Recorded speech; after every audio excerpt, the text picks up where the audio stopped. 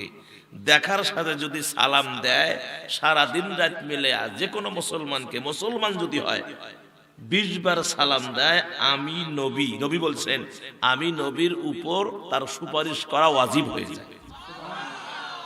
আমি নবী তাকে সুপারিশ করব, এটা আমার জন্য ওয়াজিব। কয়বার সালাম দেবেন? 20 বার। পারবেন না? এ সালাম কি শুধু বাইরে দিবেন, বাড়িতে দিবেন না? নবীজি যখন বাসার থেকে বাহির হতেন বিবিদেরকে সালাম দিতেন, সন্তানকে সালাম দিতেন, ফাতেমাকে সালাম দিতেন, জামাই আলীকে সালাম দিতেন, আবু বকরকে সালাম দিতেন, উসমানকে। রসুলকে আগে কেউ সালাম দিতে পারে নাই, হুজুরেই আগে সালাম দিয়েছেন। কত বড় একজন মানুষ, তেনাকে আগে কেউ সালাম দিতে পারে না। আর আমি আপনি গ্রামের মেম্বার হয়েছেন, হামলি থাকে সালাম নিবের জন্য, হামলি থাকে আমাকে সালাম দিবে।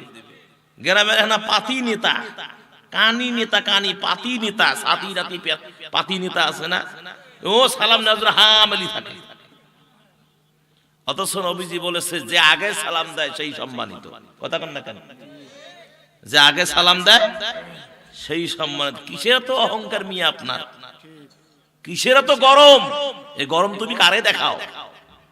কত গরম ঠান্ডা হয়ে গেছে, মাত্র পিসি।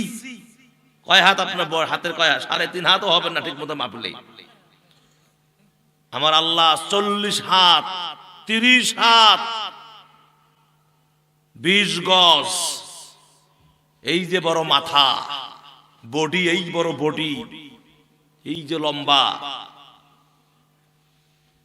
আল্লাহর সাথে অহংকারী করার কারণে, তাকাব্বুরি করার কারণে আমার আল্লাহ বাতাসে উড়ায়া পাহাড়ে আছাড় মেরে কলিজা মাথার ঘিলু বাহির করে পৃথিবী থেকে বিদায় করে দিয়েছেন।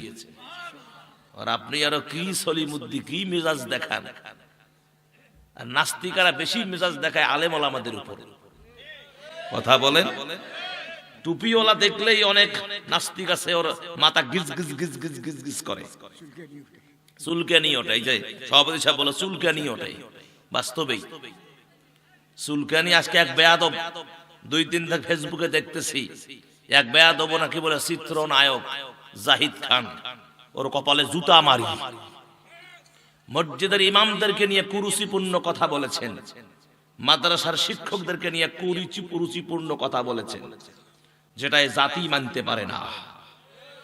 আমরা মাননীয় প্রধানমন্ত্রীর কাছে উদাত্ত আহ্বান জানাচ্ছি, এই বেয়াদবকে আইনের আয়ত্তে এনে আলেম ওলামাদেরকে, ইমামদেরকে কটূক্তি করার কারণে এর শাস্তির দাবি করতেছি। কথা বলেন। আমি বলতে চাই, আলেম ওলামাদেরকে কটূক্তি করা, কোরআনকে কটূক্তি করা, ইসলামকে নিয়ে কটূক্তি করা, দ্বীনকে নিয়ে কটূক্তি করে, হজকে নিয়ে কটূক্তি করে, নামাজকে নিয়ে কটূক্তি করে, টুপিকে নিয়ে কটূক্তি করে, ইসলামকে নিয়ে কটূক্তি করে কেউ টিকে থাকতে পারে নাই। কি পেরেছে?